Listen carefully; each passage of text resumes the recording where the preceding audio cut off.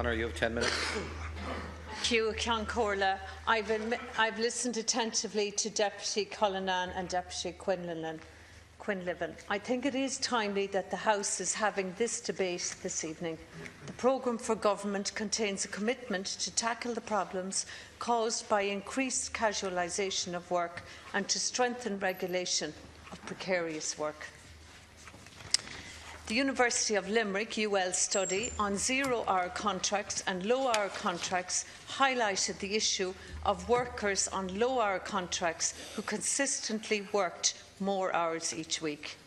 When workers on zero-hour and low-hour contracts need a mortgage or a loan, their contract does not reflect their reality.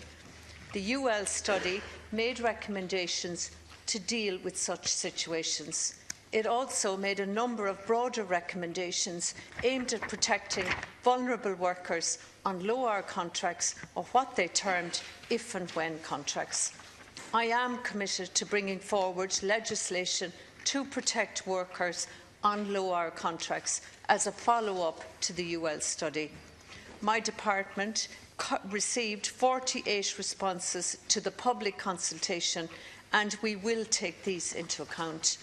I intend that the government bill will deal with situations where contracts do not reflect the reality of the hours worked.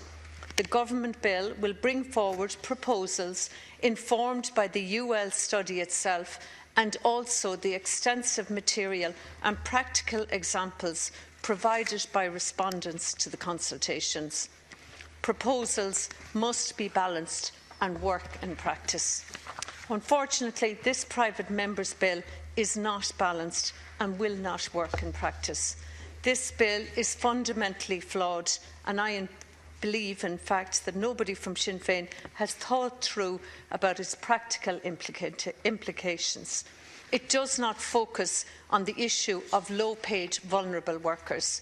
Instead, it requires that all workers in every sector of the economy be given additional hours on request unless the employer can prove that they are in severe financial difficulties.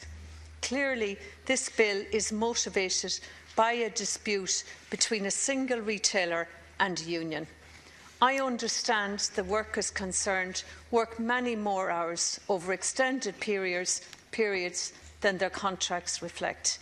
However, this bill appears to completely miss the point of that dispute and the issue raised in the UL study. The problem is people working more hours per week than their contract reflects. Their contracts do not reflect their reality, causing difficulties when they go looking for loans. I understand. I empathise with the workers in these situations, and I am happy to bring forward proposals to deal with these issues. My colleague, Minister Pat Breen, is working on these proposals. Unfortunately, this bill tries to legislate for the whole of the economy in order to address one dispute in a particular sector. This is simply wrong. Banded hours do not work across all sectors. The bill requires employers to set up tight banded hour structures, whether it makes sense or not. It could work in certain retail outlets, and as we know, some employers have agreed banded hour structures that work for them. But why should multinationals or other employers that do not need banded hours have to change their perfectly satisfactory models? Does Sinn Féin's head office give banded hours to their employees? The UL study recognises that the problem of low hours contracts is an issue in a number of sectors, and a smarter approach is needed. There are elements of this bill that simply make no sense. The bill provides for a right for every employee in a company to seek and be given more hours through a request to move to a higher band. The request can be made after 6 months of continuous employment. An employer may only refuse the request if the employer is experiencing severe financial difficulties. This could be disastrous for employers. It does not appear to matter if the employer does not have the work to give. Under this bill, employees could keep asking for more hours every 6 months. They would have to receive an additional hours until the employer reaches the point of severe financial difficulties, or eventually they'd have to grant employees more than 24 hours at work in a day. Does this make sense? Think of an employer afraid that they may lose business with Brexit on the horizon. They may be unwilling to grant additional working hours. This bill provides that unless they are in severe financial difficulties, they cannot refuse the additional hours. And if they refuse, they can be brought to the Workplace Relations Commission and on appeal to the Labour Court. These bodies will be required to find in favour of the employee unless the employer can prove severe financial difficulties. This bill would destroy the largest employer in the state and the small business sector. The bill adds significant burdens. It requires every employer to display notices in their workplace.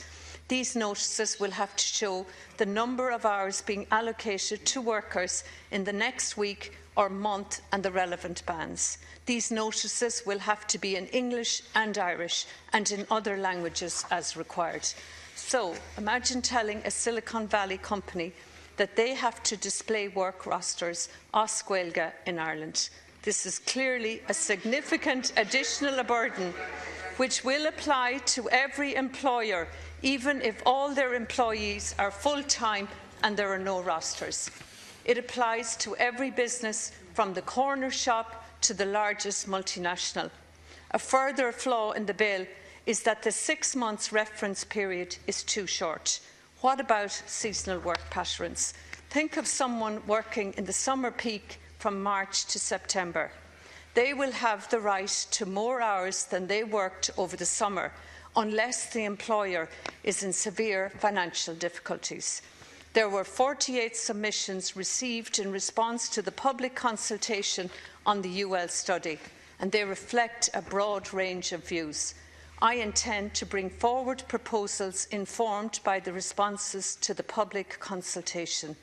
These proposals will provide a balanced and more workable solution to the recommendations made in the UL study. My proposals will address the issues of insecure, low-hours work in a more comprehensive manner than the approach taken in this narrowly focused bill. The proposals will address the concerns expressed in the UL study and in the public consultation about the need to improve the predictability of working hours. They will be focused on workers on insecure, low-hour contracts and aimed particularly at low-paid, vulnerable workers. My proposals will be in stark contrast to this private member's bill, which is deeply flawed and inappropriate. It has not been thought through. There is a real danger that jobs will be lost and competitiveness damaged if this bill is passed. It is for this reason that I will support proper scrutiny of the proposals in this bill by the Oireachtas Committee on Jobs, Enterprise and Innovation in advance of its passing second stage. The bill appears to be totally inflexible to impose wholly unreasonable burdens on employers, particularly small businesses. It would greatly benefit from the inputs of social partners and other representative groups. The practical implications and unintended consequences need to be considered. It should take account of the needs of the different sectors. Thank you. Thank you, Minister. Deputy